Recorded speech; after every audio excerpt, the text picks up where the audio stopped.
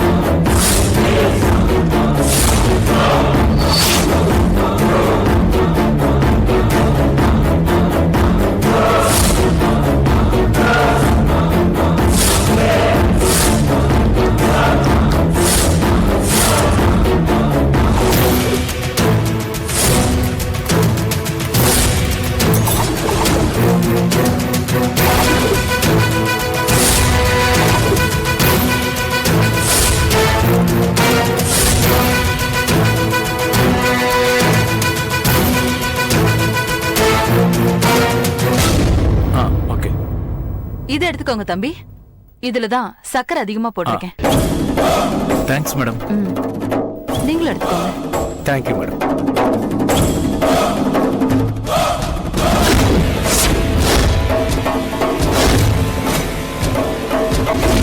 நீதான் முதல்ல பாத்தியா? ஆமாங்க சார். நீ வந்தப்ப கதவு சாத்தி இருந்துச்சா திறந்து இருந்துச்சா? திறந்துதான் இருந்தது. நீ வெளியில போகும்போது யாராவது போறத நீ பாத்தியா? இல்லைங்க ஐயா, நான் யாரையும் பார்க்கல. நீ பாக்கும்போது அவங்களுக்கு உயிர் இருந்துச்சா? தெரியலங்க ஐயா. சரி, நீ போ.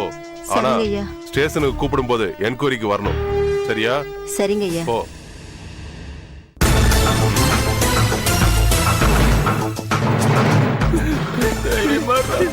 எக்ஸ்கியூஸ் மீ, உங்க பேர் என்ன? கார்த்திக். உங்க மனைவி பேரு? பாவனா. உங்களுக்கு கல்யாணம் ஆகி எத்தனை வருஷம் ஆச்சு? 2 வருஷம் ஆச்சு சார். லவ் மேரேஜா? இல்ல சார், அரேஞ்ச் மேரேஜ்.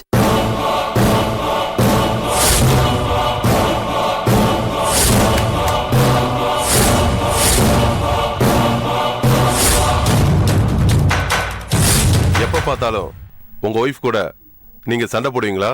பக்கத்துல எல்லாரும் சொல்றாங்க.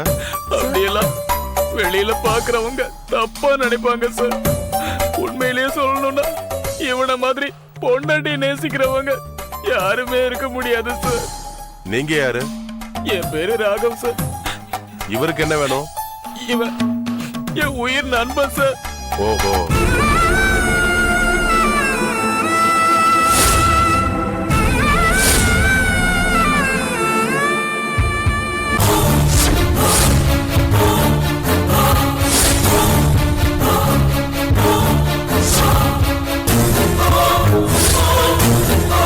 காலையில எங்க போனீங்க? ஜாக்கிங் போயிருந்தேன் சார். 2 பேரும் ஒன்னாதான் சேர்ந்து போனீங்களா? ஆமா சார். Yes doctor. உடனே ஆம்புலன்ஸ் போன் பண்ணுங்க. எதுக்கு டாக்டர்? அவங்க சாகல.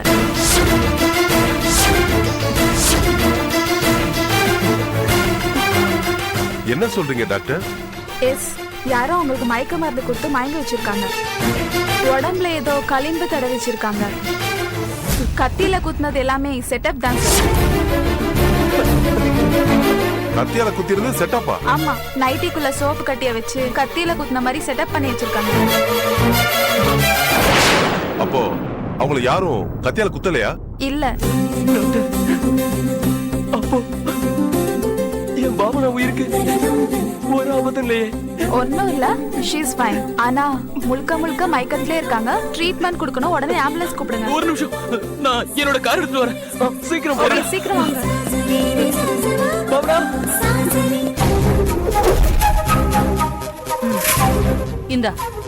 இந்த அமௌண்ட் எடுத்துட்டு வா.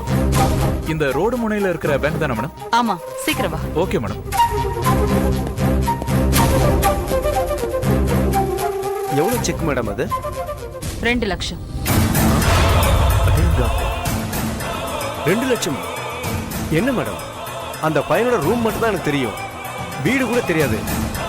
இவ்வளவு பெரிய அமௌண்ட்டுக்கு செக் கொடுத்து அனுப்புறீங்களே, அவன் எங்கேயாவது ஓடி போயிட்டானா என்ன பண்றது மேடம்? அப்படிலாம் அவன் ஓட மாட்டான். எப்படி அவன் மேல இவ்வளவு நம்பிக்கையா சொல்றீங்க? நீங்க வேணா பாருங்க, அவ எங்கேயும் ஓட மாட்டான். ஏன்னா அவன் இனிமே என்னோட அடிமை மாதிரி இருப்பான். உங்களுக்கு அடிமையா? ஆமா, எனக்கு புரியல மேடம். அவன் பேங்க்ல இருந்து திரும்ப வரதுக்குள்ள உங்களுக்கு புரியுற மாதிரி சொல்றேன். நாம இப்ப பேச வேண்டிய முக்கியமான டாபிக் பத்தி பேசலாமா? சொல்லுங்க மேடம். இது வரைக்கும் நான் யாருக்கும் சொல்லாத ரகசியம், என் குடும்ப ரகசியம். லாக்கர்ல வச்ச தகவல் மாதிரி மனசுக்குள்ளே இருக்கும் மேடம். நல்லது. திருப்புவனம்னு ஒரு ஊரை கேள்விப்பட்டிருக்கீங்களா? இல்ல மேடம். ரத்னமங்கலகிரின்னு சேலம் பக்கத்துல ஒரு ஊர். அந்த ஊர் பூராவுமே எங்களோட தான்.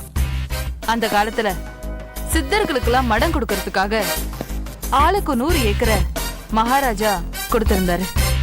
அதுல காலங்காலமா எங்க குடும்பத்துக்கு விசுவாசமா இருந்த ஒருத்தர்கிட்ட விவசாயம் பண்றதுக்காக எங்க குடும்பத்து பெரியவங்க அந்த நிலத்தை கொடுத்திருந்தாங்க. போன ஜெனரேஷன் வரைக்கும் எல்லாம் கரெக்டா தான் இருந்தது. எங்க தாத்தா காலத்துல நாங்க அந்த இடத்த கேட்க போக அவங்க குடும்பத்து ஆளுங்க எங்களை மோசம் பண்ணிட்டாங்கன்னு தெரிஞ்சது. என்ன பண்ணிட்டாங்க மேடம்? எங்களோட பெரிய ப்ராப்பர்ட்டிய ஏக்கர் ஏக்கரா அவங்களுக்குள்ளேயே பாகம் பிரிச்சுக்கிட்டு யார் யாருக்கோ கிடைச்ச விலைக்கு வித்துட்டாங்கங்கிற விஷயம் எங்க குடும்பத்துக்கு தெரிஞ்சது. எப்ப நடந்தது மேடம்? இது நடந்து ரொம்ப வருஷம் ஆச்சு. உங்களுக்குன்னு அந்த 100 ஏக்கர்ல கொஞ்சம் கூட விட்டு வைக்கலையா? இல்ல, அந்த காலத்துல அம்பாளுக்கு கோயில் கட்ட காஞ்சிபுரத்துல வந்து செட்டில் ஆயிட்டாங்க. அவர் மனசுல சித்தர் மடத்துக்காக ஒதுக்குன இடத்த இப்படி வித்துட்டாங்களேன்னு வருத்தம் நிறையவே இருந்தது. விரக்தியில எங்க தாத்தா தற்கொலையே பண்ணிக்கிட்டார். அவர் சாகும்போது எப்படியாவது அந்த இடத்தை கையகப்படுத்தி சித்தர் மடம் ஆரம்பிக்க சொல்லி சத்திய வாங்கிட்டு செத்து போயிட்டாரு. எங்க அப்பாவும் வெறியோட என்னென்னமோ பண்ணி பார்த்தாரு. அவரும் தோத்துட்டாரு. கடைசியில அவர் சாகும்போது என்கிட்ட சத்திய வாங்கிட்டு செத்து போயிட்டாரு. இப்போ நான் எப்படியாவது அங்க சித்தர் மடம் கட்டியே ஆகணும். எங்க குடும்ப கௌரவத்தையும் அந்த 100 ஏக்கரையும் நான் மீட்டே ஆகணும். இந்த காலத்துல அதுக்கு நிறைய பணம் வேணுமே மேடம். ஆமா, அவ்வளவு பணம் உங்ககிட்ட இல்லையே. இனிமே சம்பாதிக்க போறேன். அதுக்கு குறைஞ்சபட்சம் 600 கோடியாவது வேணுமே மேடம். ஆமா,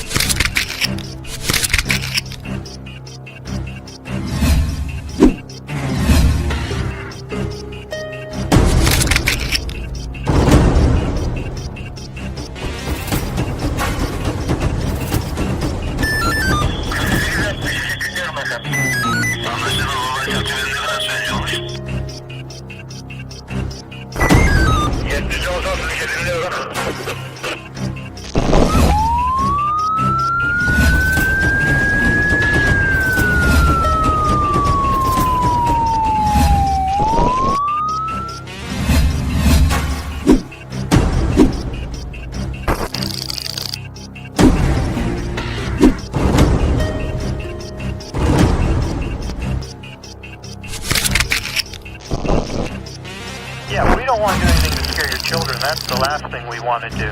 We don't want to scare anybody.